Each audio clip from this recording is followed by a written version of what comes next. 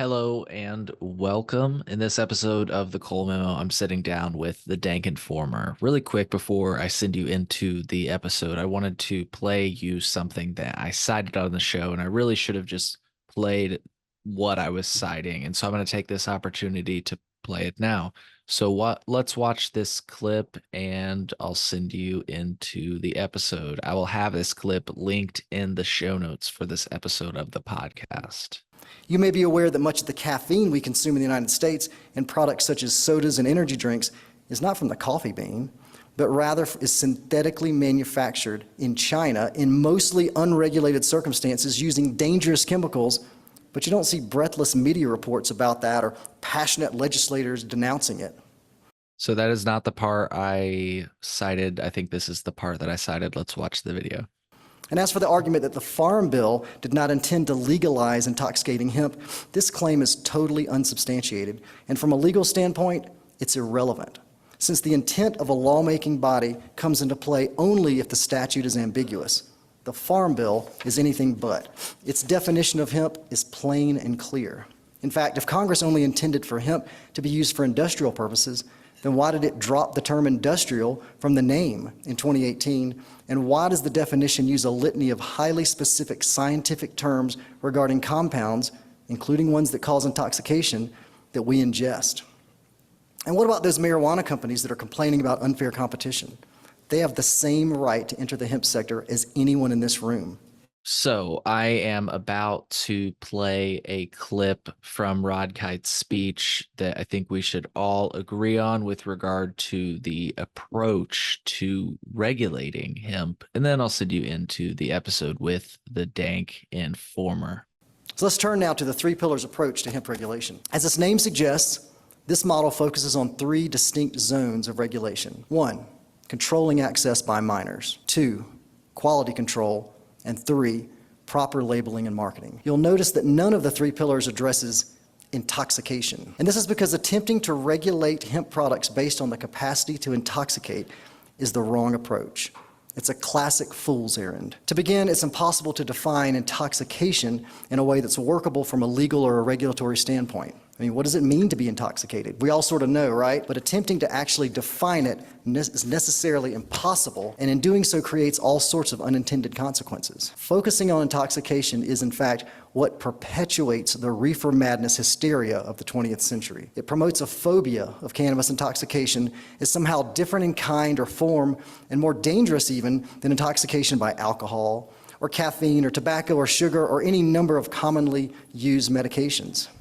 From a legal and a policy standpoint, attempting to eliminate or control intoxication by redefining hemp or prohibiting an entire class of hemp products or by limiting the allowed milligrams of THC and all other compounds is unworkable, and it amounts to a nanny state method of addressing an issue that should instead be based on an adult's personal preference. So rather than regulating hemp and its products on intoxication, hemp regulation should be focused on the three zones that I mentioned earlier: controlling access by minors, quality control, and proper labeling and marketing. And as you'll see, it addresses the intoxication issue without having to focus on it or even to define it. Pillar 1, we should strictly control access by minors to hemp products. Now, should the age be 18 or should it be 21? Should a minor be able to obtain hemp products with parental consent? What are the best age gating practices? These are all good questions. These are the types of questions that are appropriate for us as an industry and as a society to debate and eventually resolve through legislative and regulatory actions. But the thing that we can all agree on is that minors should not have unfettered access to hemp products. You might ask, but what about non-intoxicating hemp products? They should also be subject to age gating. This is an across-the-board issue. To begin with, we do not yet have sufficient information about any specific cannabinoid to know how it affects developing brains. The fact that a cannabinoid may or may not be intoxicating might or might not have any relevance to its effect on developing brains. We simply don't have that information yet. And also, distinguishing based on intoxication drags us right back into the mire of regulation based on intoxication rather than the more straightforward approach that I'm proposing. So if you believe that minors should be able to access hemp products with parental consent, something that I personally believe in, then that's something that we can address in regulations. But all hemp products should be subject to age gating, because ultimately, if a company's profitability and market share is based on selling hemp products to minors, well, then maybe that company should rethink its market plan. Aside from hemp seed and hemp seed oil, all hemp products that people ingest or inhale should be subject to age gating. It just makes sense. Pillar 2, we should require quality control for production and manufacturing of hemp and hemp products. By this, I mean manufacturers should have to comply with GMP and other objective quality standards. Experts are currently drawing up, discussing, and promoting these types of standards. And contrary to shrill news reports, many of the best hemp companies in the world, including people who represent those companies here today, are regulating themselves in this way and already meeting objective quality standards.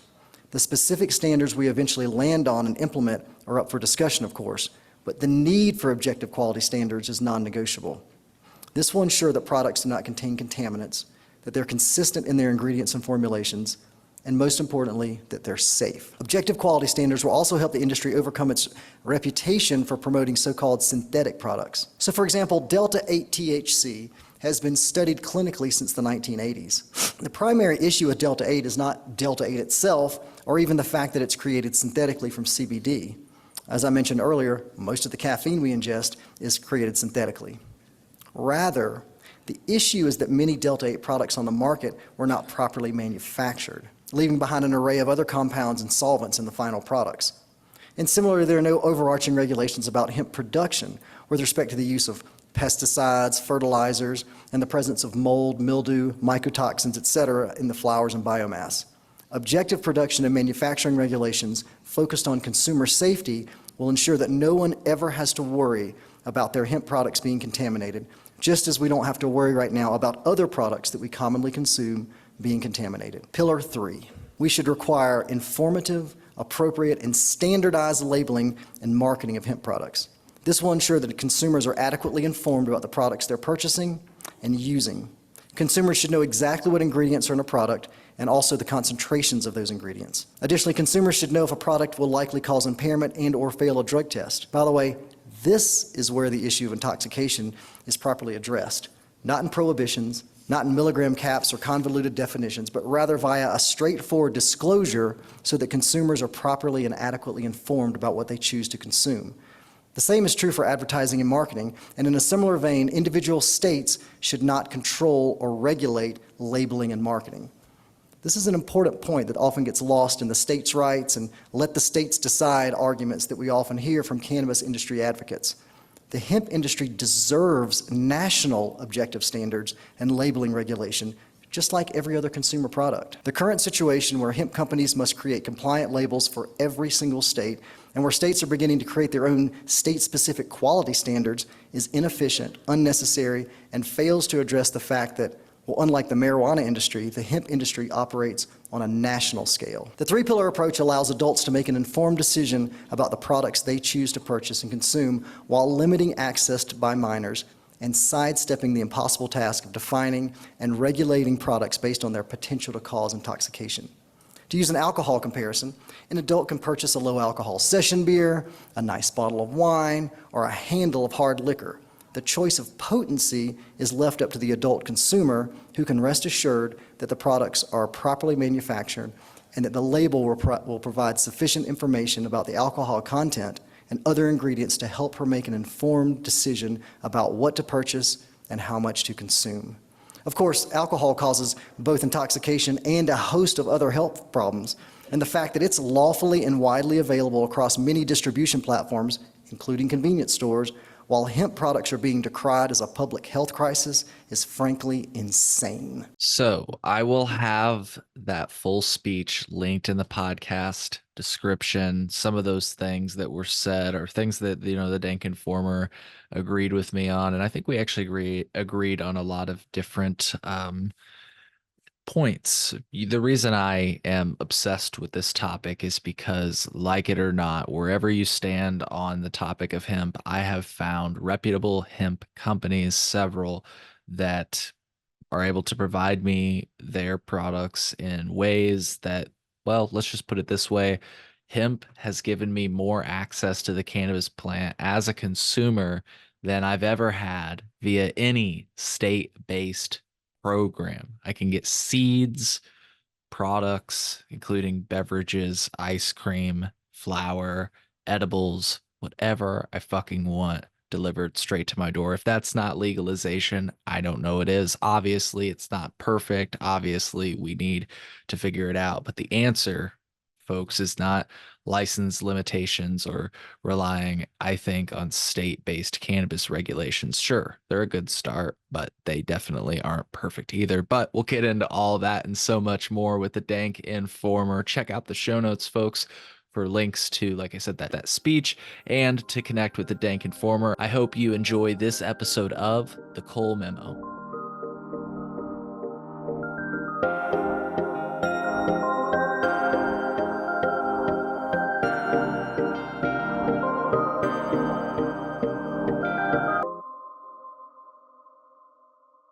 Today is June 18th, 2024, and I'm sitting down with the Dank Informer. Do you have a name I can call you other than the Dank Informer, or do you prefer Dank Informer? No, I try to stay anonymous. Fair enough. Fair enough. You did mention that you still live in a prohibition state. I'll keep it at that to further sanctify your anonymity, but I understand why you might want to be anonymous today, given that you're not from a legal state, right? That and just exposing some of the bad actors in this industry. I would rather do that from the curtain of anonymity. Gotcha. Gotcha. Well, hey, totally understand that. Thank you for joining me today. I just wanted to say for folks that are tuning in, once again, we're sitting down with the Dank Informer. You can follow them on Twitter. I'm displaying their Twitter page right now. I'll have that link in the show notes. And folks, you're tuned into the Cole Memo. I'm your host, Cole Preston. Every episode is released in audio, video, and transcript format. To find the transcript, audio, or video version of any episode, please refer to the description of the episode that you're listening to now.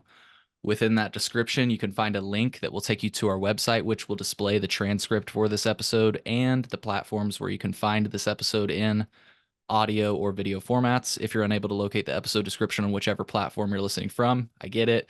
Simply take note of the episode number and then just visit thecolememo.com. From there, you can use our search functionality in the top right-hand corner to find the corresponding episode, and then you'll be able to access the audio, video, and transcript version of that episode. You might also find any links that we reference during the episode so that you might be able to do your own research. If you're not listening to this episode of the Cole Memo on Patreon, you're listening to this episode a little bit later than our patrons. To become a patron, go to thecolememo.com/Patreon. It's a great way to support our show. Another way to support our show is at thecolememo.com/support. But one of the best ways to support our show is free. Just subscribe to the show, follow it, leave a positive review, share it with your friends, favorite the episode, tell your grandma about it, whatever. Once again, today's June 18th, just a little bit past 4 p.m. here in Illinois. And I'm sitting down with the Dank Informer. Dude, how long have you been smoking weed? Probably freshman year of college. So Gotcha. about 15 years. 15 years. So we're just about neck and neck. Sounds like we started smoking around the same time all those years ago. So look at us, cannabis veterans. So one of our conversations started online. We've interacted a few different times, but I recently shared this video. I thought for the beginning of the podcast, why don't we just watch the video? I can share your response and then we can go from there. Does that sound good? Sure, yeah. Cool. All right. Well, I'm about to share for our listening audience, I'm about to share a clip from a recent Joe Rogan Experience episode featuring Freeway Rick Ross. Let's play the clip. Like there's like I said, that Delta 9 stuff, that's legal, I think, in every state. Totally. Yeah. Well, no, some states ban it. I think Idaho. Weed states abandon it. Oh, really? Because it's taking away tax dollars. Oh, no. So weed states are banning Delta 9 THC? Yeah, that is hilarious. It goes against marijuana. Oh, my God. That's taking away marijuana sales. Spy versus spy, dog eat dog. Because they can't tax. They can't tax CBD. Well, CBD's different. We're talking about Delta 9 THC, but CBD That still should be... It's a derivative. It's all part of the same... they fall under the same category. Really? Yeah, yeah. Interesting. They're just a little different, Yeah. Well, California's trying to make it illegal right now because it's taking away their tax dollars. that is so stupid. That's so stupid. It hurts my feelings. Because they sell it in every smoke shop. Got Yeah. CBD. They try to make it illegal. Yeah. Oh my God, that's so dumb. That's so dumb. That is Yes. so dumb. But a lot of So states that that was the clip. Your response, I'm about to show it, and then I'm also just about to give you the space to talk about it. You said Joe Rogan is dumb as fuck. Also doesn't get the majority of hemp sold by CBD stores, isn't even CBD.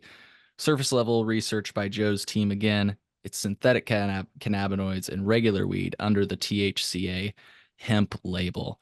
I wanted to just agree with you before I turn the space over to you that I wouldn't even say I feel like you're giving them too much credit here. I don't think Joe Rogan, first of all, has a team or does any research. So, but your Well, space.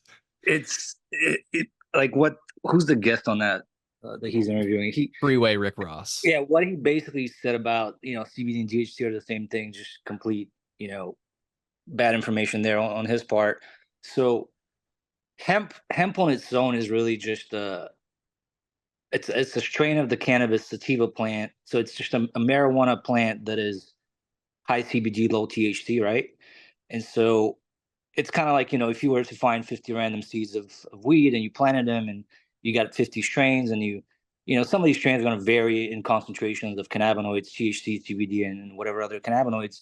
And so hemp is just really, it was supposed to be legalized as a industrial crop, right? So not really extracting the cannabinoids out of the plant. But, we can get into that conversation later, but basically the gist of it, basically what Joe Rogan was saying and his guest is like, oh, they're banning Delta 9 THC because it's impacting the tax revenue. Yeah, to an extent that's true. But to say that CBD and THC are the same thing, that's where the confusion really is. I've been to a couple of stores here that supposedly sell CBD, like a vape and smoke shop. I mean, there were just jars of nuggets that you could buy a la carte from the vape shop.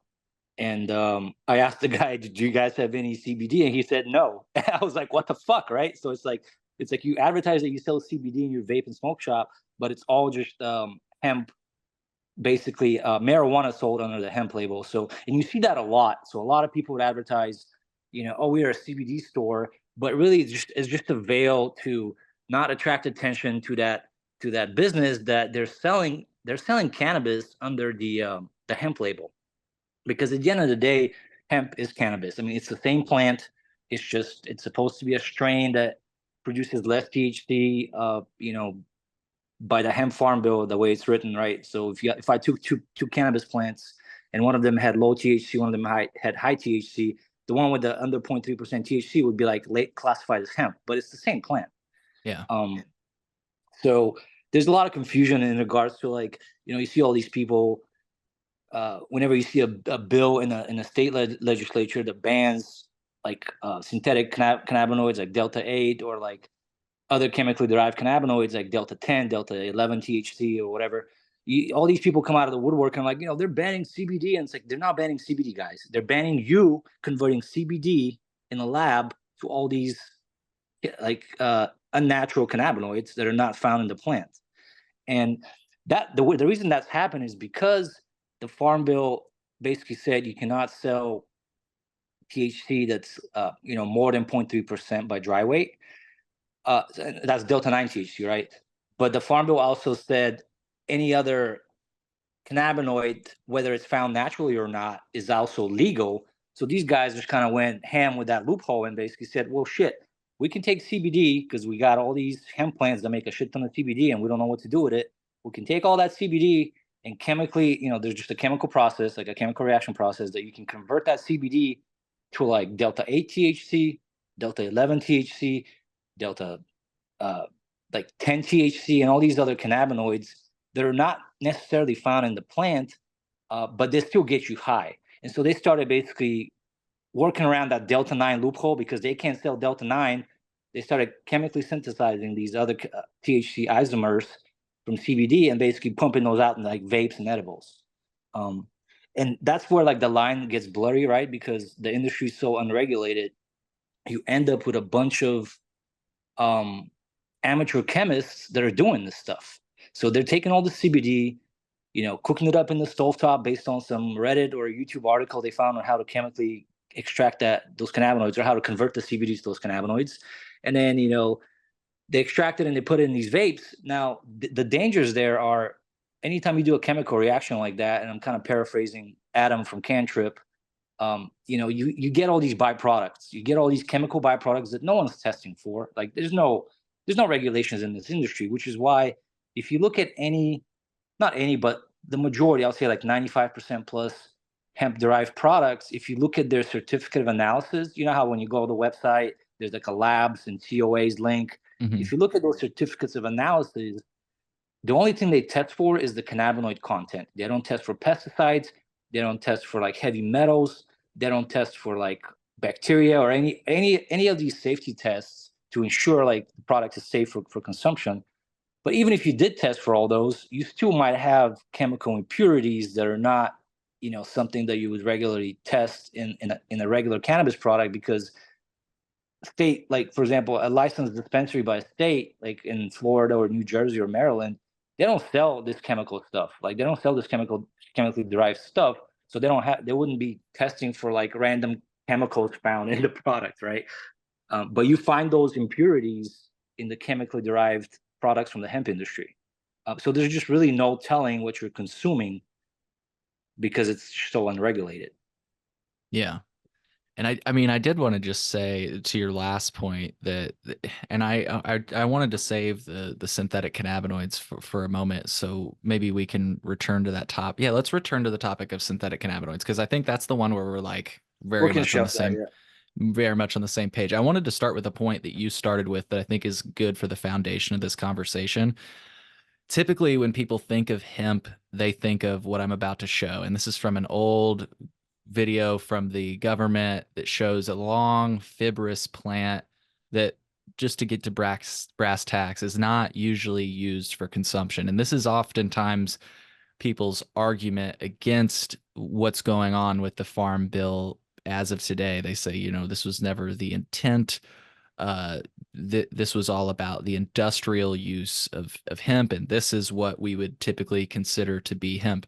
One thing I just wanted to say, and it's not like I'm coming from, I want to be very clear that I learned this from somebody smarter than me, so don't take this as me like trying to correct you by any means. You may actually already be aware of this, but just for my listeners, I think the correct word to use isn't strain. So you're saying like hemp is a different strain of cannabis. I think the right word to use is either cultivar or variety. Again, I'm not smart enough to tell you which one, but it's either cultivar or variety. And it's the idea that, I know you're not from Illinois, but in most of Illinois, if you came to Illinois and just tried to pull some corn out of the field, you'd be really, really disappointed if you tried to boil and eat that corn, because guess what?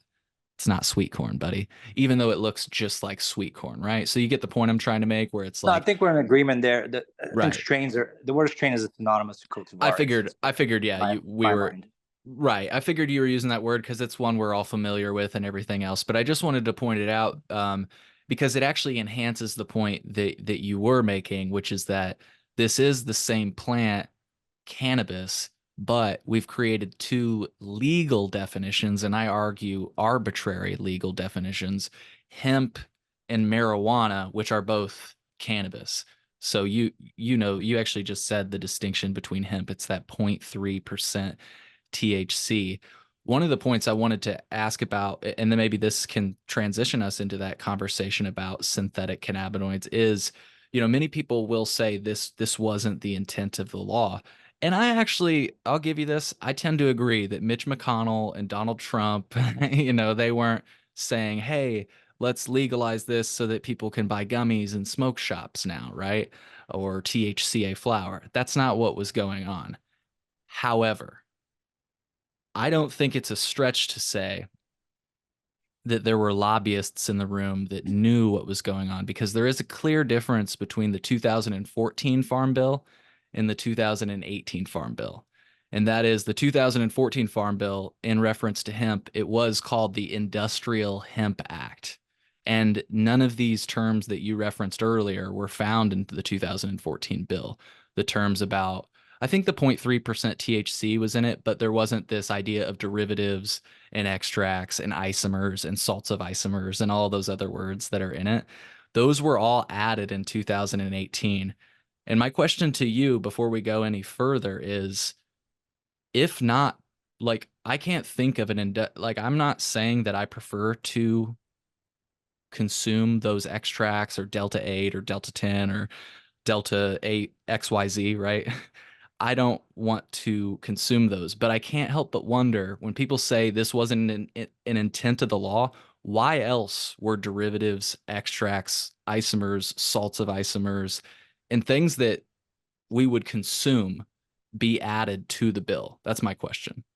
No, they weren't explicitly added. I think the language basically just said like anything that's naturally or not naturally found as a cannabinoid is like legal, which I mean, I'll have to go back and look at the actual bill like language, but I guess to kind of unravel that a little bit further, it's like even if the original intent of the bill was not to allow those synthetic cannabinoids to be legalized, one has to wonder, you know, it's been 6 years almost since that bill passed, and obviously this has been going on for a while, and those loopholes in the farm bill were not addressed in the last 5 or 6 years. So whether the original intent was there or not to allow like the extraction of these cannabinoids by the hemp industry, you know, they let it go on for 5 or 6 years. So why haven't they banned or closed that loophole? And you see, you know, if you look at the legislature where you have like the Miller Amendment that recently tried to ban those cannabinoids right in the Farm Bill.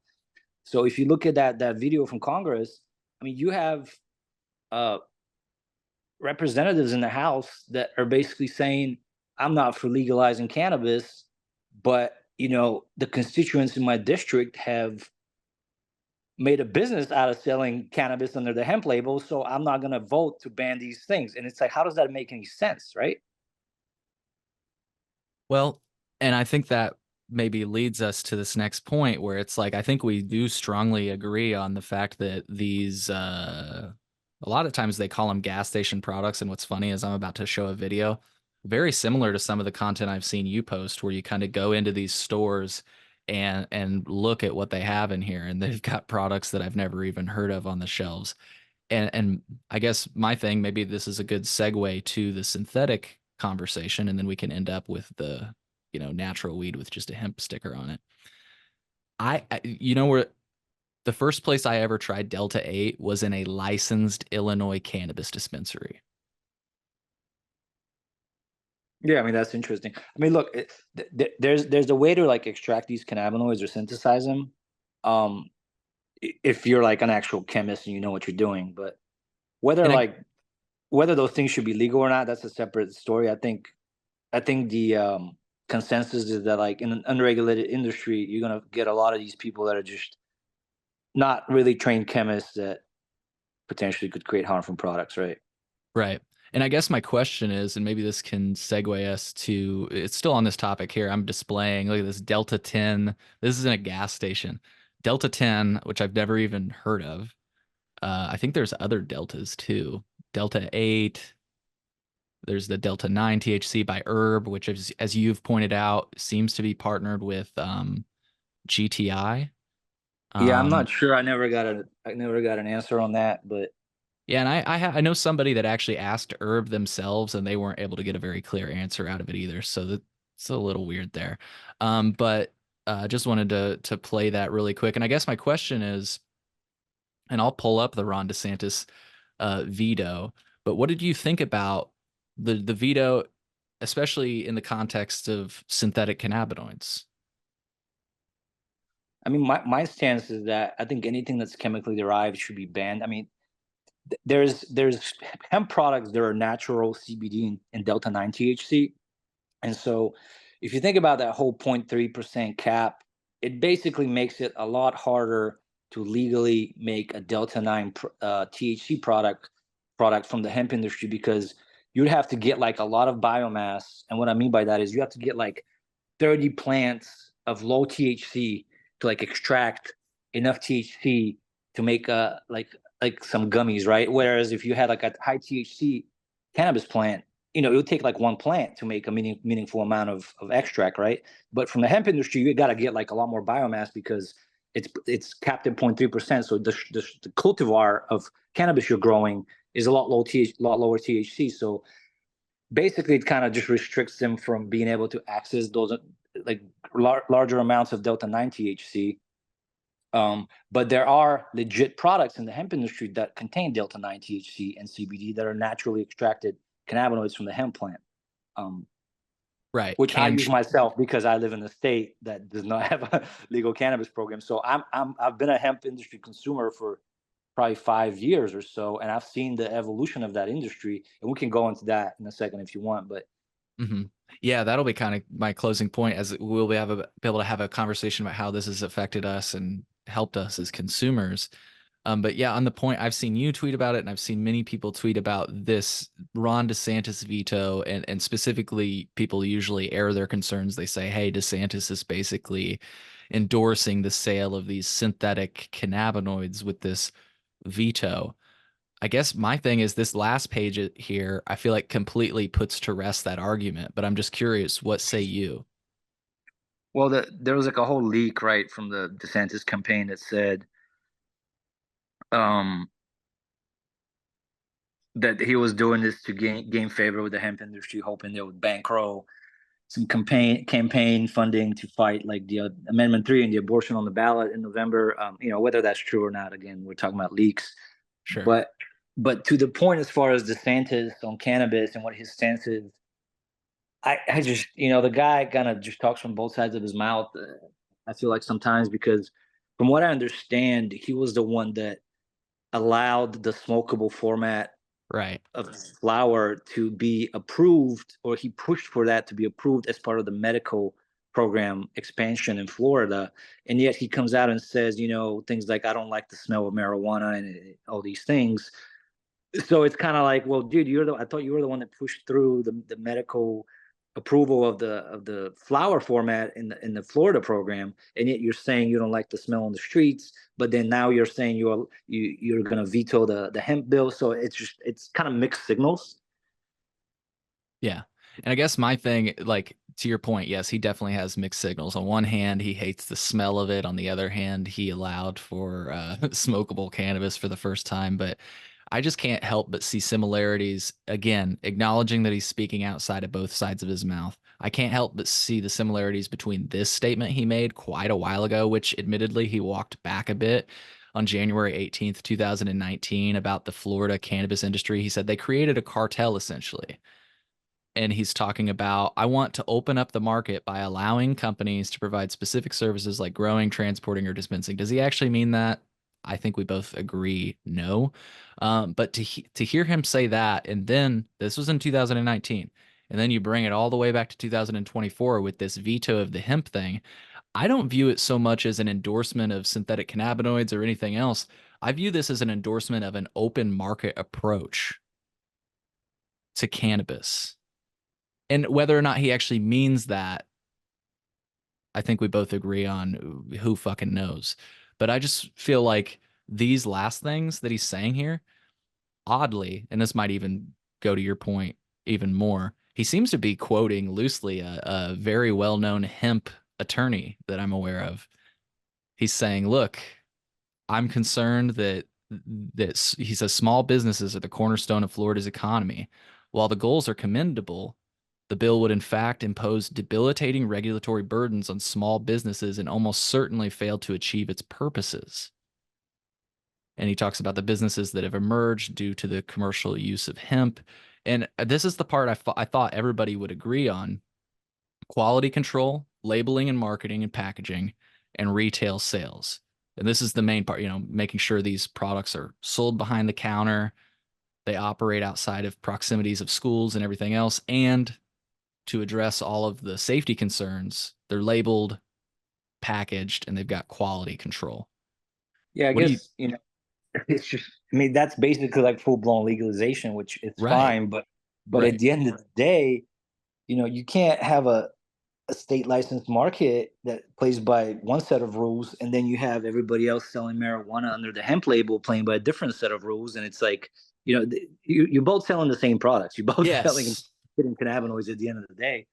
Yeah. Um, so Um, it's almost like they've let this hemp thing just get too big too fast, and now it's like, yes, there's a lot of jobs in that industry. Yes, there's a lot of money in that industry, and I don't know if you saw my post. There was a kind of like a research article or a white paper that basically established or estimated that the hemp industry in 2022, the cannabinoid industry alone, I don't even think it was talking about THCA flower, the cannabinoid, hemp derived cannabinoid industry was about $28.4 billion in 2022, which was estimated to be, and which is larger than all of the state legal programs combined. So just imagine how much money is in that industry. Um, so what influence that money has on lobbying power and things like that, right? yeah. And my thing is, to your point, I actually agree with you on everybody should play by the same rules. That's kind of why I brought up that DeSantis veto, because in Illinois, which is where I'm from, we basically are having the same conversation right now. On one hand, cannabis operators are trying to push for a hemp ban, and by ban they mean they just don't want it. If it's going to be sold, it's going to be sold in a dispensary, and that's all good and well. Because to your point, I guess I'm fine with everybody playing by the same rules, complying to the same standards. But that's everybody agrees on that point. It seems I'm not aware of anybody that seriously, is a proficient business person that wants to last the test of time that says, no, fuck regulation, fuck all of that. Like, it seems like everybody that does plan to stand the test of time, like folks like Adam Terry, are willing to comply with whatever regulations people deem as fair. And I guess that's where I get frustrated on this topic, because it's like it seems like everybody agrees there. Where we disagree is open licensing. I mean, Right? at the end of the day, it's kind of like, you have to have some regulatory and safety, consumer safety protections, because it is a product that's grown. It's a crop, right? The extracts are done it with like a chemical process. You're extracting things with solvents sometimes. So obviously, like the regulations need to be there from a consumer safety perspective. Now, if you allow home grow, you can do whatever the fuck you want in your own house. You're growing your own weed. But if you're commercially engaging in selling cannabis products, you have to adhere to some consumer protection and safety laws, right? Right. Um, and so I think that frustration is that you have like these state regulated businesses, some of them publicly traded, which, full disclosure, I've invested in a lot of these companies, and I live in this weird dichotomy of a world where, like, I am a hemp industry consumer because I live in a state where cannabis is not legal, but I'm also an investor in a lot of these companies that are publicly traded that operate in states where it's legal. And so you have this weird separation of rules where, like, the guys selling cannabis under the hemp label um, don't have to adhere to safety standards. They don't have to test the products for pesticide. They don't have to test the product for heavy metals. They can ship it across state lines, and they can accept credit cards. But then you have these very regulated pockets in states where cannabis is legal that have all these burdens on them. Like they have to pay the 280E tax. They have to, like, do all this extra testing for consumer safety, and they can't bank. Like, their employees literally have to get paid in cash, Right. which is like really is just this separation and this divergence from like common sense and reality, where it's just like, so the cleaner stuff that's being made by the state legal industry that's very well tested and whatnot is basically, those businesses are like, have a lot more burdens than the people growing hemp who sell the hemp derived products that are not as safe. So it's just this weird disjointment of reality basically. Yeah. I guess my thing is, like, if all hemp operators were forced to comply with the same testing standards as cannabis operators, let's set aside 280E and the other stuff you mentioned, which are very valid points, for just a moment. Let's just talk about safety, and then we can bring those points up, because I actually have a clip from Charlie Bachtel that really underscores what you just said, all of the inequities, let's call them, between hemp and cannabis. Let's just say everybody is required to abide by Florida or Illinois cannabis testing standards, whichever one you think is best. I've heard Illinois has the strictest in the nation, so we'll go with that, I guess. If everybody has to comply by that, what's the problem? I don't think there's a problem from a consumer safety perspective. I mean, like I said, I've had to seek out good companies in the hemp industry so I can buy products because I've been burned. I mean, I've smoked some nasty stuff out there before I really knew what I was consuming in the hemp industry. But I've had to personally seek out companies that do things right to get quality products for myself. So I don't have a problem as long as people like consumer safety is top of mind.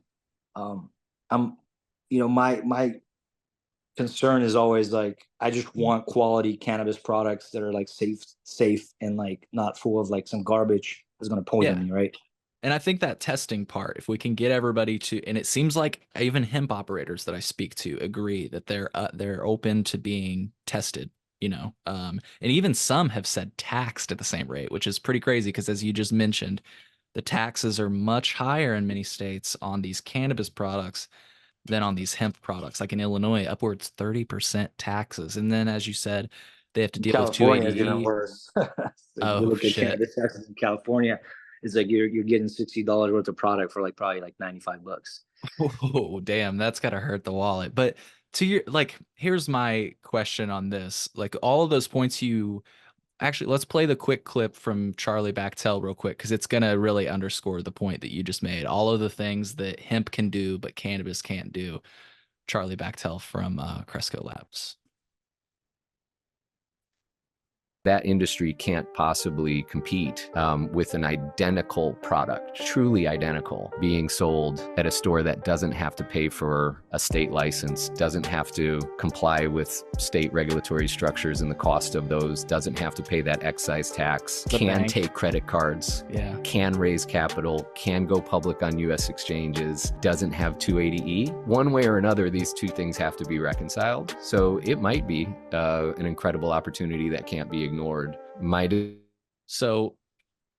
So those are all the things, right, that make it really hard to operate as a cannabis industry. But I guess my question has always been, and I actually just got a package from people that are licensed under the Cannabis Regulation and Tax Act in Illinois. They're a social equity licensee. I'm sure you've heard that a lot because it's something that Yeah. Illinois, I feel like, really got started in the conversation. So this product I'm about to show you is made by, and I highly recommend you trying it out. It's made by a social equity licensee. It's a can of hemp of THC. Now, again, these are, sorry about my background ruining the can here. It's a River Bluff Collective Punch Pop. You can look them up. They have both a cannabis license and a hemp license. Obviously, that's not anything new. As we pointed out at the beginning of the show, GTI does it, seemingly. Curaleaf does it. Cookies does it, all these things. But I guess my point is to the complaints that Charlie just laid out and you've accurately laid out as well.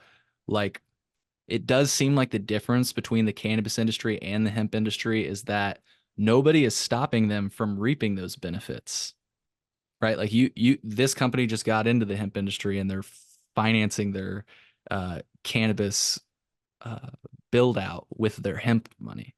I think the concern is that no one knows what will happen to hemp derived legislation and how those rules will change. So I think and that aside, if I was a company, let's say operating in Maryland, and I had like 4 dispensaries that are state licensed, and all of a sudden I started selling the same gummies from the hemp industry in a bunch of retail stores or vape shops or smoke shops because I got a hemp license. At the end of the day, it's the exact same product. If you look at it molecularly in the lab, it's the same product. So how would my question has always been like, if you were a cannabis state operator that's licensed but by the state, and you have a certain number of licenses for retail, how is that regulator going to look at you as a company if you're selling the exact same product in another 40 hemp stores that are not dispensaries, but realistically it's the same product? So what's the point of having a dispensary cap if now you can just sell the same products using the hemp derived uh source THC, right? So how do you reconcile those discrepancies? You're hitting me right in the heart with that point. And I kind of don't take this the wrong way, but I'm surprised to hear that point come up from somebody who is an investor. I'll be clear, I also invest in some of these companies. I don't have big investments, but I do have investments. And again, I'm just kind of surprised to hear, because that is a topic I'm actually extremely passionate about. And actually, that's one of my, besides synthetic cannabinoids and what could happen, I guess, with them, that's one of my only other real concerns with hemp and it being descheduled, is that there's no real protections against monopolies or oligopolies. And in many states, well, I don't want to say in many states, but at least in Illinois, there is this idea that you can only have 10 dispensaries and 3 cultivation centers. Now in Florida, I think you can have as many dispensaries as you want. Um, and I think in Maryland there are some dispensary caps. Maybe you know some others. I actually like those types of license caps because it would prevent any one operator from getting larger than another. So ideally, you'll never have like a It creates Walmart. more of like a craft brewing experience, if you will, right? You've got all these kind of different options for products with kind of their own brand identity and their own cultivars, and it's preventing kind of like one big company from dominating the entire market, right? Mhm.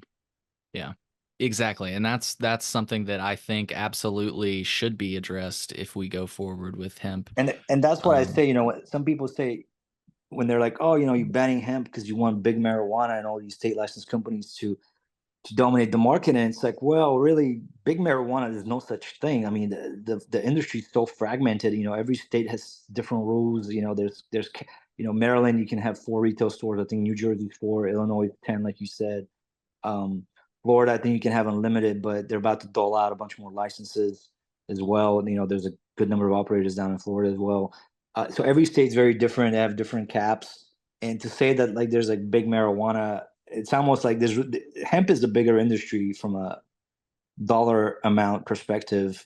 So it's almost like I would say the big hemp farms have much more influence over lobbying and legislation, because we've sat here with like 6 years of the farm bill loopholes and nothing's gotten done to close those loopholes.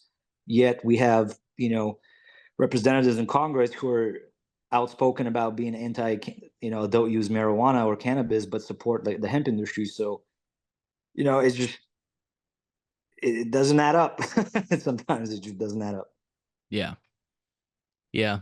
I guess my whole thing is with this, and the reason, if you didn't notice, and I'll be blunt about it because I don't really care. It's not that I have any issue with you. Obviously, I invited you onto my podcast and we're having a calm and cool conversation, but I did have to mute you for a couple of days on Twitter only because and this is fine. We can disagree and it's okay. I actually do think we agree on this topic. I'm about to show you another video that I think is fucked up about what's going on, but you're just like constantly tweeting about these synthetic cannabinoids, and I'm gonna add another one. Feel free to fucking share this one, brother. Like I mean this seriously, because like I get the point you're trying to make. Like, look at this. What the fuck you think of this?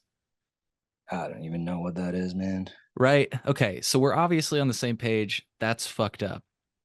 I just the only reason I have feelings when I see people like you or others, you're not the only person that, like, I hesitate to say you're posting fear mongering, but it feels very close to that with regard to the synthetic cannabinoids. Because it's like, I get your point.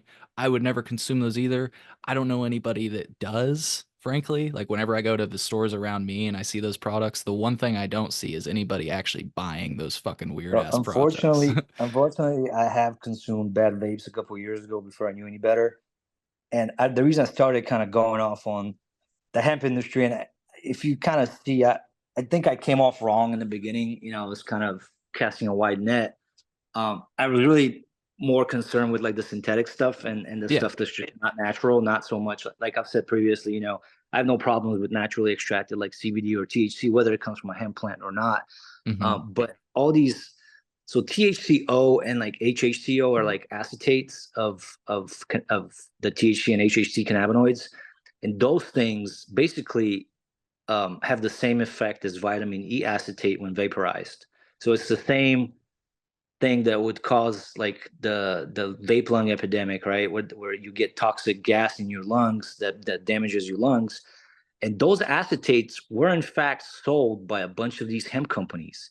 Now they took them off the shelf last year because the DEA came out in February, but they were selling them way past, February 2023 when the DEA said, this stuff is Schedule 1 and it's not legal. And all the research came out kind of late 2022, 2023 that these things are in fact toxic. So a lot of these people in the hemp industry are trying to basically make this thing about, we sell safe stuff from organic CBD and hemp. And guys, like, you're just synthesizing a bunch of crap, and you're filling these vapes with God knows what. And it turns out a couple of those things were in fact very toxic, right?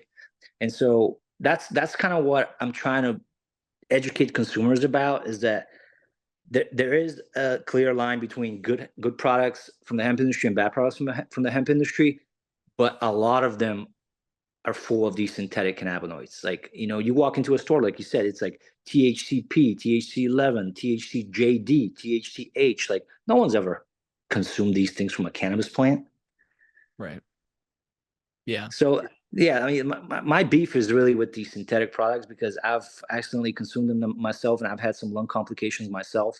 And I'm just trying to educate consumers that, here we have people in this industry that are trying to act like they're being persecuted with these hemp ban bills, but they are in fact some of the people who poison potentially consumers, right?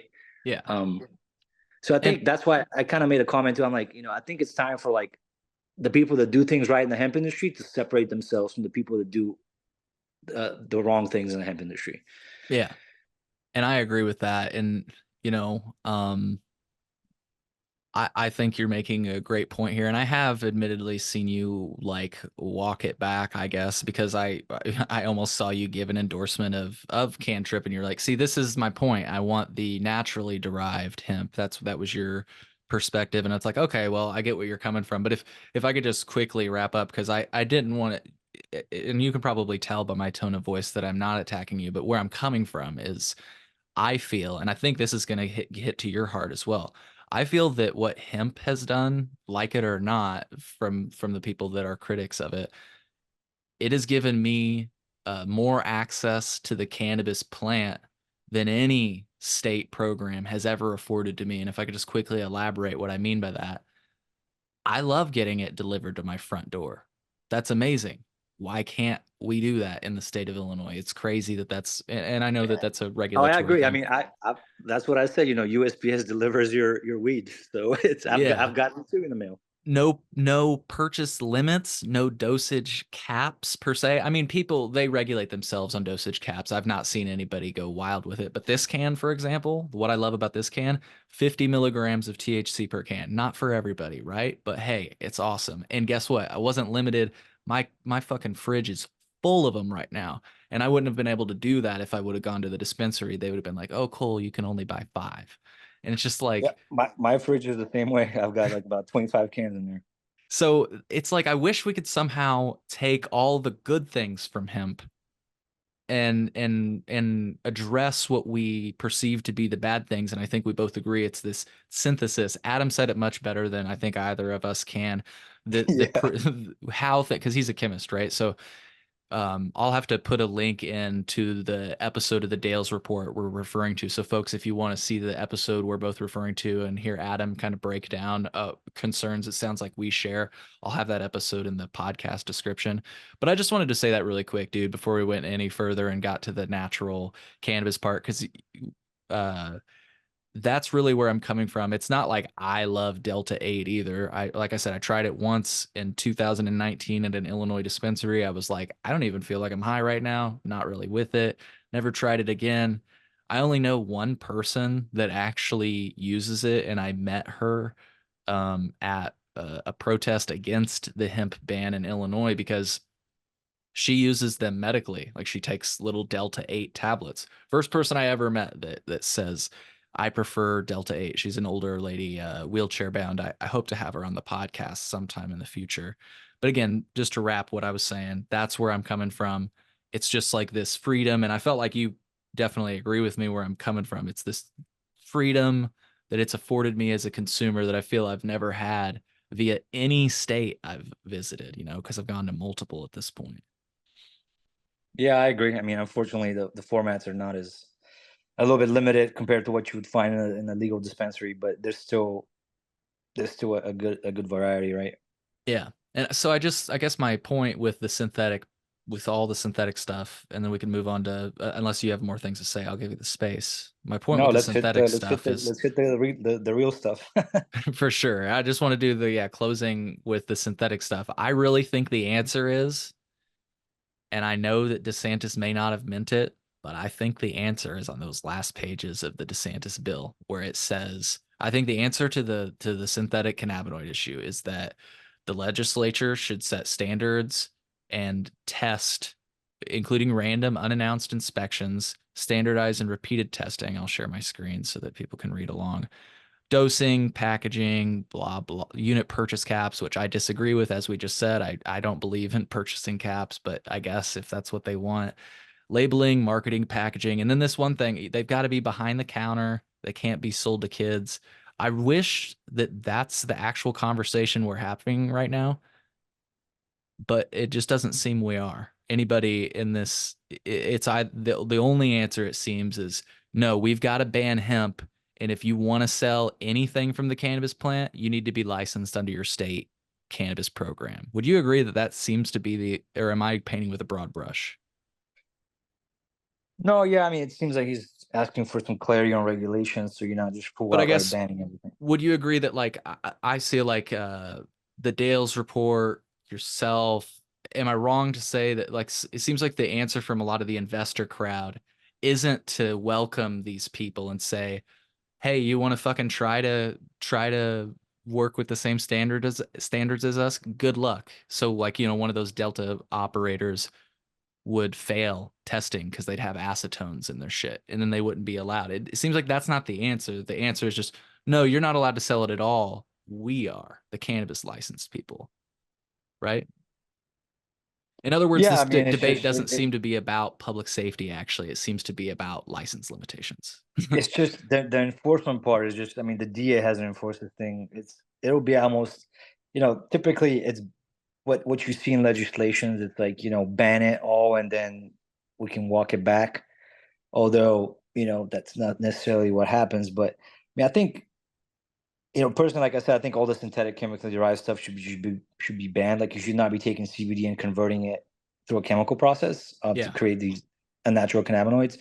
But like I said, I think if you're gonna let the hemp industry sell cannabinoids, then make sure they're just natural and safe and tested. I mean, I have no problem with that.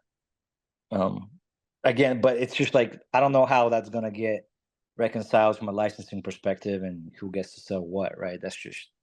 It's a more complicated issue than just saying, everybody can sell it because it's not like I can bootleg a bunch of beer in my garage and gin and just start selling it commercially online, right?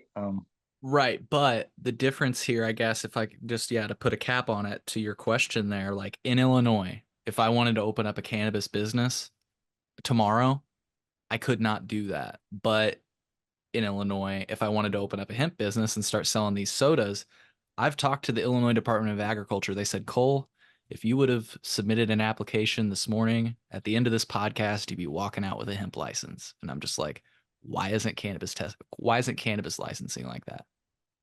Right? Yeah, it's a good point.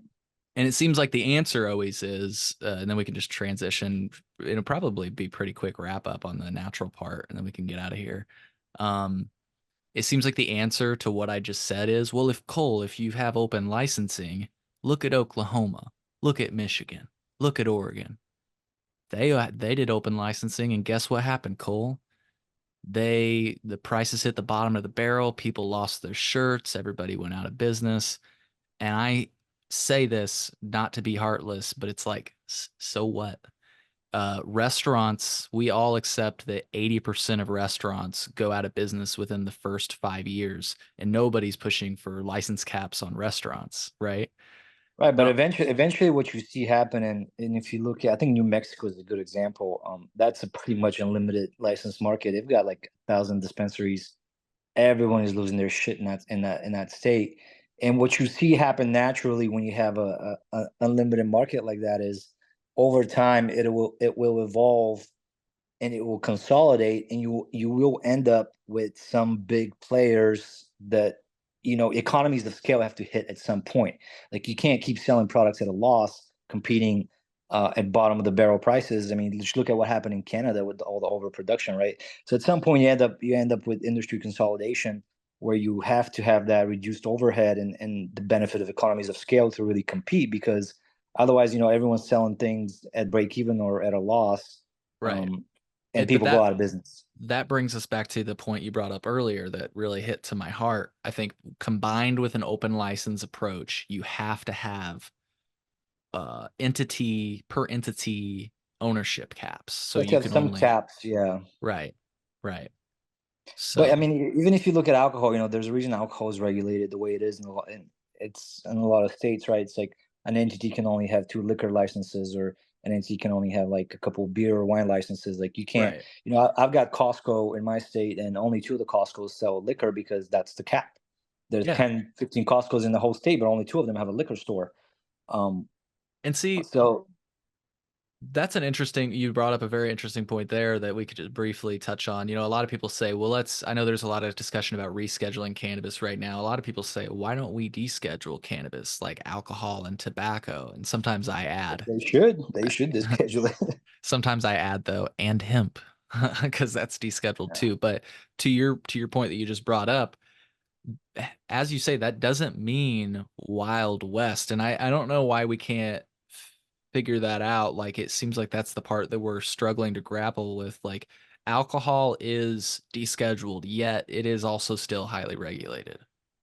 It's like, Yeah, and that, but that's state level regulation, right? So it's sure, descheduled at the federal level. Well, right. but what you see, just with the alcohol example about the Costco, only two Costco's having a liquor license. Yep. I've been to states where grocery stores sell liquor, which that's not the case in my state. Yep. Like, they're not allowed to sell. So every state has slightly different rules as far as alcohol goes, and that's what people kind of expect will happen with cannabis. It's like, even if it's fully descheduled, every state will choose to regulate it in a different way. Right. Yeah. Yeah. And my thing is, I just wish we could take hemp and deschedule it the rest of the way, deschedule the whole plant, take it from that small hemp definition and apply it also to marijuana, because then that solves all the issues that Charlie Bachtell listed out. You can list publicly, you can get safe, you can bank, no 280E. Yeah, I mean, the other issue is, it's kind of interesting, because you have a whole plant that's in the Controlled Substances Act, and the rest of the drugs in there don't fit the category, right? The rest of the drugs are molecules like heroin or Adderall or cocaine or fentanyl, and then you have a plant in there that produces multiple cannabinoids, which shouldn't have been scheduled in the first place. But it's kind of like, how do you reconcile the fact that you have a plant that produces multiple cannabinoids, yet it's scheduled alongside single molecules? Like, it's really, if you're gonna regulate it, it needs to be regulated at the cannabinoid level, right? If you think about it, like, it's the delta 9 THC, it's the CBD, it's the THCV. Like, those are the molecules that would be the equivalent of like a scheduled substance, not a whole plant. Um, so I think that whole scheduling of cannabis is a cacophony on its own. Yeah. And you may have used an example like this, but this is a good transition maybe to our flower conversation before we wrap up.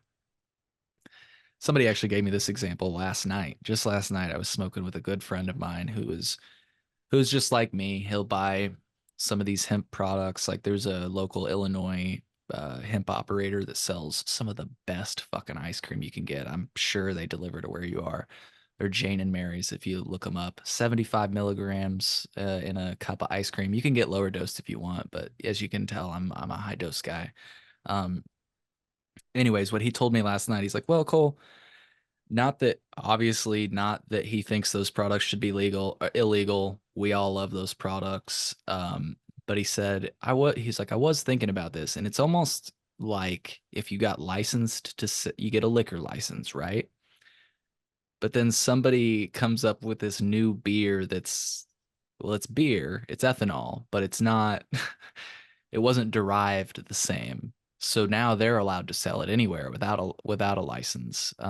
Which I just want to say really quickly that I feel like that's another misleading talking point that happens. Sometimes people say these unlicensed people selling hemp or cannabis. Usually they do have a hemp license, or at least the people that I deal with, they have like a hemp license I can look up. So to say they're unlicensed isn't always true. But did you get the point I was trying to make there? And I feel like I've seen you make a similar Yeah, point. and I try to make this point with like, okay, let's say like I'm trying to legalize, it's alcohol prohibition, and I'm trying to push the state legislature to allow me to sell 5% beer, and I finally get my license and I can sell 5% alcohol containing beer, and then somebody comes along and is selling kombucha with 5% alcohol, and it's like, well, it's kombucha, but it's like at the end of the day, the intoxicating chemical in both drinks is 5% alcohol. So when you Bingo. talk about Delta 9 THC, whether it comes from hemp or cannabis, the intoxicating product is Delta 9 THC. Um, so you have to regulate that the same way, right? Otherwise, you're never going to get consistency of the products and the testing and the Yeah. quality. And I wanted to just say this because I always get caught up in what you said, and it's not even something you've said. It's something you said, something I've heard many other people just say, and I just realized what my issue was with it. You said whether it's derived or cannabis, from hemp or cannabis. As we acknowledged, it's the same plant. But what I realized what you mean by that, and correct me if I'm wrong, whether it's derived from CBD or if it's naturally derived THC. Because that's No, no, no, no. I'm talking about just Delta 9 THC just extracted from a hemp plant. Because deriving stuff from CBD, that's when you start chemically converting the molecule. right, right. I thought that was your point, was that you were against like synthetic, and that sounds like Yeah. synthetic, but But even from just a natural Delta 9 THC, whether it comes from a hemp farm in Kentucky or a greenhouse from a dispensary in like Illinois, the Delta 9 it's natural from both plants, but it's treated a different way, right? You can buy hemp derived Delta 9 THC gummies that are natural online and get them shipped to your door, but you can't do the same from your local dispensary and get it shipped to your door, right? Even though it's the same gummy. right. And I guess this is where I like um let me see if I can get this. Yeah, so I'm going to play a clip from a cannabis industry lawyer who actually happens to be vocally anti-hemp. He's a cannabis licensee in Illinois. We don't I actually don't know that it would be accurate to say that you or I don't see eye to eye or that he and I don't see eye to eye. I think we just have different concerns. And so your concern is like it's one that I share. Synthetics. His concern is as a licensee how it affects his market. But I guess my point on this THCA thing, I really think, and this is like I said, this last topic that we wanted to discuss before I played the video. It's this idea that, and I thought we were on the same page about this, was that people are literally selling flour and just calling it hemp or They are. They THCA are. flour. I bought like 20 grams of this stuff and I've looked at it and I've smoked some of it. They are 100%. So, like, what are you saying that and acknowledging that? I would just want to ask you, what do you mean when you say they're deriving it from hemp and that, like, So the THCA flower, that's just maybe let's walk it back for a second. sure. The evolution of the hemp industry. When I started using hemp products, it was just CBD flower, and I'm sure you're familiar with CBD flower. It doesn't have THC, doesn't get you high. It gets you relaxed because it's just mostly CBD. It has very low THC in the plant that you grind up and you smoke it. My favorite joke is when people call it CBDA flour because that's what it is. Yeah, yeah, yeah. Yeah. Anyways, sorry. So, the hemp industry first started with CBD flower. Then they're like, oh shit, we got all this CBD. Let's convert it to Delta 8 THC. That was like the first big kind of breakthrough of the hemp industry, right? Oh shit, we found this cannabinoid that gets you high. It's a little bit milder. So then they started spraying CBD flower with Delta 8 isolate, right? I'm sure you've seen those nuggets. They used to roll them with the white isolate. Mm-hmm. You can still Saw find some those. yesterday. Yeah, so that they started selling that stuff. Then they started selling Delta 8 distillate. Then the whole like Frankenstein cannabinoids came out with like THCP and like Delta 10, Delta 11 THC. And some of these are very strong molecules, by the way. Like THCP is like, I think 30 times stronger than Delta 9. And they put a little bit of it, in these vapes and whatever. So they started pushing those things. Then the last thing that's kind of surfaced, I would say, in the last 15 to 18 months, and I don't know if you agree with me, is the whole THCA flower, right? Yeah. So I think what happened was like a bunch of these hemp people got together and were like, well, they banned Delta 9 THC, but nobody said anything about THCA. And anybody who's ever made edibles knows that the primary molecule in the cannabis plant is THCA. Like that's why you have to burn it or vape it to convert it to THC so you can get high, right? Yep. That's why you have to boil. That's why you can't eat the flower. You have to Like you decarb it. can't get high because it's not going to bind to the receptors. You have to apply heat to THCA to convert it to THC. But they basically hijacked THCA as a marketing term, like the hemp industry, and they use that to basically use it as a marketing term to indicate that they're selling weed or cannabis flower, but it's legal, federally legal hemp. Yeah. Yeah. And so I mean, you can buy this stuff almost anywhere. Like I bought some from a cigar store near my house. I bought some from a hemp store. Yep. I bought some from the vape shop. They just had jars. They would just weigh it out for you. Yeah. And so it's just regular weed, just being sold by everybody under this THCA label. Yeah. Now the DEA basically recently came out and said, that stuff does not qualify as federally legal hemp because you have to count both THCA and THC into the 0.3% cap. Right. Now no one's enforcing anything. This stuff it's been everywhere for about, at least that I've been aware, at least 12 months, probably longer. And I feel like Cookies really pioneered that, by the way. Like they're the biggest brand that I'm aware of that was just like, we're selling flour through the mail. and there's been a lot. I know there's a class action lawsuit in Georgia with I think Cookies and Steezy and a bunch of others. But basically, yeah, THCA flower is just regular weed that your granddaddy used to smoke. It's no different. Yeah. Now, the only problem I have is that none of these guys test for anything like pesticides and stuff.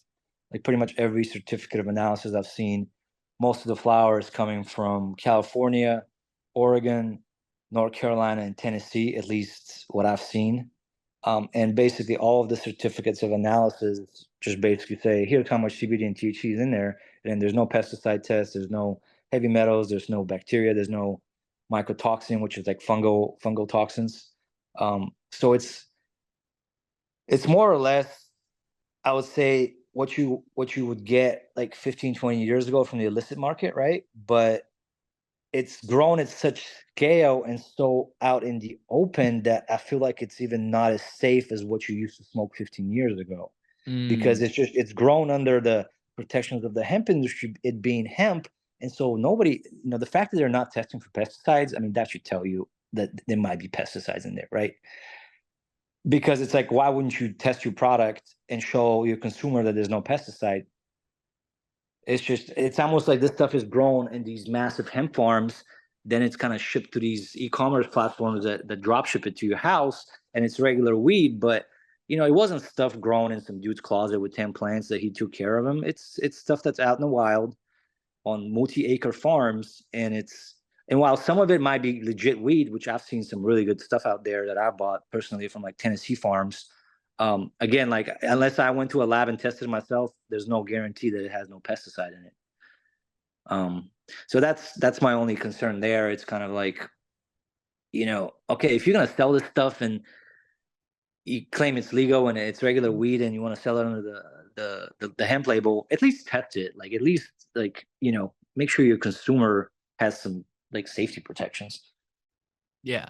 That's so well said. And I'm so glad that I reached out to you because I figured I heard you on, I think it maybe was the Dales report. And I was like, just to hear somebody, and I think some other people said this, that conversation was so refreshing versus like a back and forth on Twitter. And so instead of even trying to do that, that's why I just reached out to you. I was like, I feel like we could have probably a really productive conversation, about these subjects. And I'm sure that we agree on more than we disagree on. And it sounds like the concern that we all share is like, yeah, people can be operating, at massive scales and not applying any of the same standards that, frankly, some of these massive grows have to comply with. And I do want to say just quickly, I'm not saying this is an argument against testing, but I would be remiss if I didn't acknowledge that cannabis testing isn't perfect. Oh, Um, absolutely. I agree with that. yeah, I mean, there's just one story from the, Chicago Sun-Times. You might actually see my name in it if folks should check out the story. But what's in I mean, Illinois weed? just look at what just came out of California, right? Like state I was about to licensed say, yeah. legal companies, right? So even they are like selling stuff that's they had pesticides in it, which means like, okay, they must have gotten a certificate of analysis from somewhere, because the state does regulate that these things shouldn't have these chemicals in them.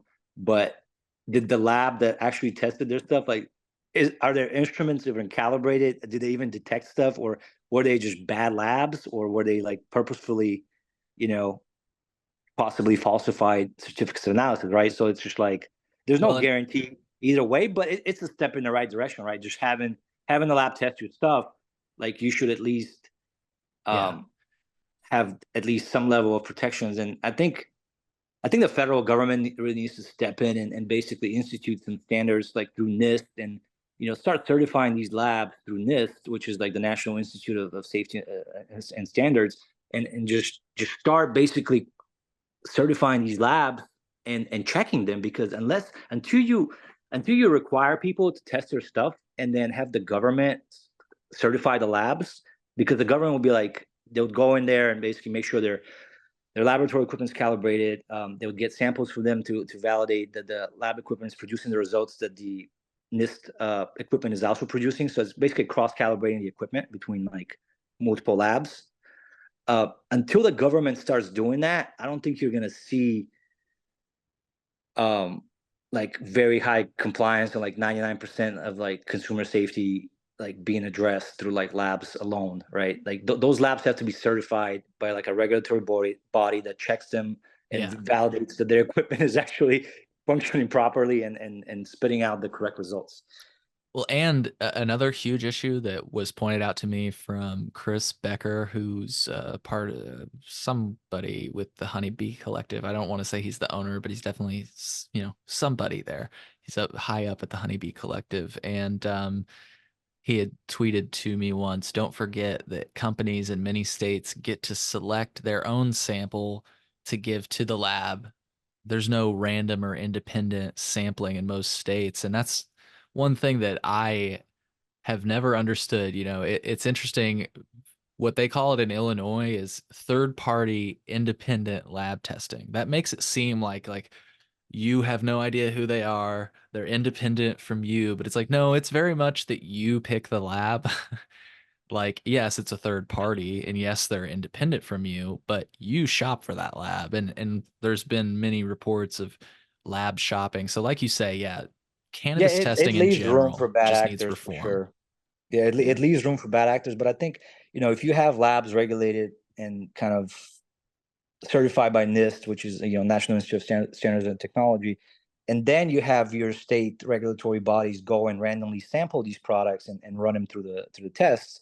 I think that's going to give you a pretty good framework for like consumer safety, right? Like if you can kind of certify that the labs are indeed using proper equipment, and then you have the state regulatory agencies randomly go do these checks, right? They randomly go by, get a couple of samples off the stores, so they're not reliant on the stores sending them whatever they want, right? They can randomly sample a few products and then test them. I think that's kind of the ideal world. I think, I don't know if that's going to happen, but I would say from a consumer safety perspective, that would give me probably the highest degree of confidence that the products are safe. It's just whether that happens or not is a different story. Yeah.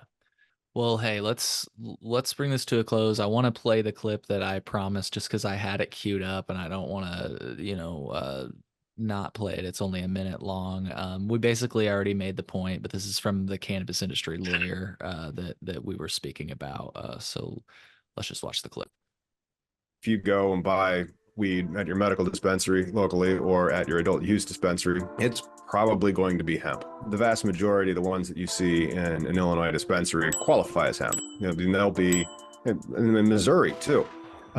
Michigan don't play that. The THCA loophole is really big because that's what the plant makes.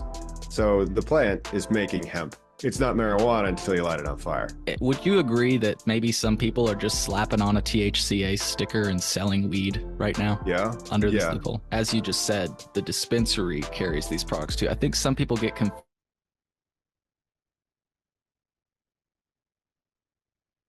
I think you're on mute. Oh, thanks. My bad on that. Yeah, I just wanted to show that point. You had already kind of made it, and if those graphics were a little bit too short to see, the arrows were pointing. These were pictures from an actual dispensary menu in Illinois, and the THC levels were lower than 0.3%. So, for all intents and purposes, as you said, what some people could do is slap a THCA sticker on it and sell it Yeah, as and I actually made a post about this back in November when I think Trulieve was basically said, "Hey, we're not paying 280E taxes."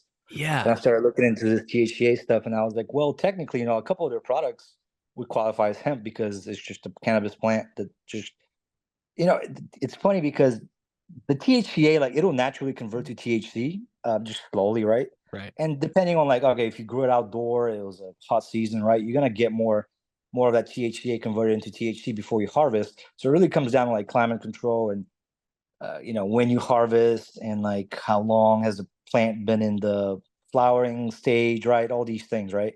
And so, yeah, you have regular cannabis from a dispensary that would certainly qualify as hemp under the hemp law, right? But I think there's also a misunderstanding that THCA doesn't account for the 0.3% cap of THC. And I think that's where, like, that's the legal gray line and gray area where people are playing with, which is why kind of like recently the DEA came out and said, look, guys, like this shit is like, it's just weed. It doesn't qualify as hemp. Like you guys are just selling marijuana, right? So whether they enforce that what they said is a different story, but that's been happening for a while, right? Like people are just selling weed and they're calling it THCA. Yeah. Well, my last thought here, and you already may have read this one. I don't know if you were on this thread or not, but the last thought here, and I want to give you space for the final word. I kind of shared the Dale's report episode, and I just basically said, I don't totally agree with the idea that synthetic cannabinoids are bad. That's not to say they're good either. I'd like to be clear that and I've kind of established this, but I wanted to give you the final word on this and put it, since I had already prepared these thoughts, I wanted to say this as we closed. I share most of the concerns relating to the synthesis of cannabinoids that were shared during that interview. And as a result, I avoid consuming those. And while I don't prefer to consume them, and only know that one person that does, I still have concerns about treating any part or derivative of the cannabis plant like a scheduled substance. I just don't trust the DEA, and we've learned it's so hard even to convert to Schedule 3. They're not with it to put it bluntly, but they're going to be forced into it. It sounds like by Attorney General Merrick Garland. It like I said in the statement, if we have concerns about synthetic cannabinoids, I believe we should just all come together and ensure we're all regulating and testing them instead of, because I feel like you can't just ban it. What happens is they get shoved in the shadows. Like these farm bill synthetic cannabinoids are new, but spice is still out there, right? That shit doesn't go away. And it's just like, I feel like we have to bring this above board because of course anybody that buys that shit, it's foolish enough to buy that shit. And I don't say that to like denigrate them. It's just like, man, when you see that some of the stuff Delta 10 or whatever, like what are you doing if you're buying that? Like if I would rather them know what they're buying, I guess Yeah, is yeah. my thought. You know what I'm saying? Like it's the whole war on drugs idea, and I just worry about safe supply. But I went on and on. I want to give you the final word, dude, and I just want to say I really appreciate you coming on and spending time with me on my show. No, absolutely. It's been a great conversation. And I guess just to add to what you said, that's kind of what I've been trying to do is just educate the consumer and just understand like what you're putting in your body. Like I've personally, unfortunately ingested some pretty bad stuff from the hemp industry, and that's when I went down this rabbit hole, and I had some possible lung complications from this stuff myself. And my rule of thumb usually is, I avoid all the chemically derived stuff. And if you want, a good product from a hemp industry company that's selling hemp derived products, my rule of thumb is, go to their website. If they're selling like Delta 8 and like THC 10, like I just close the tab and I don't go back to that website. But if they're a quality operator that sells hemp products, they will basically only sell things like CBD, Delta 9 THC, CB.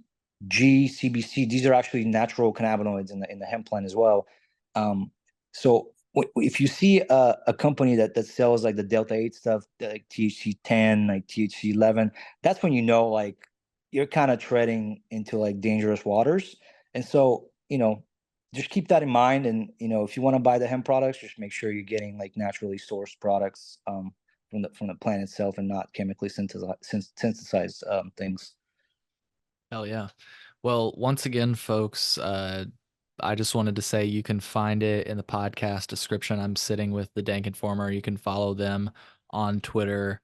I follow them. I know I mentioned that I had you muted earlier. I've got you on a temporary mute because I wanted to come into this meeting clear-headed. And sometimes, like I said, some of the things you post make me want to be like, this is what I think, but I can't do that nuanced thought in a fucking tweet. So I was like, I'm gonna mute him just for a day, and we're gonna have this That's conversation, and I'm totally sure I'm fine. gonna I'm sure I'm gonna come out happy, and that's how I feel coming out of this conversation with you, my friend. I've muted and blocked people, and then I've unmuted them and unblocked them. So I think as long as we all have a productive conversation and we can come to an agreement, I think that's all that matters. Yeah. I'll just say it was cool to learn. I didn't understand. I didn't know this about you that you're a lot like me in that you're a consumer. I mean, you're from a illegal state as we established, and you're a consumer that's benefiting off of this as well. So it's like one way we're on the same page, and I thought that was really cool to learn about you. So Yeah, I just want people to not make the same mistakes that I did, yeah, consuming products from the hemp derived industry. So trying hell to yeah, dude. educate everyone. Well, thank you again. And folks, I hope you found as much value in this conversation as I did. We'll see you on the next episode of The Cole Memo. Take care.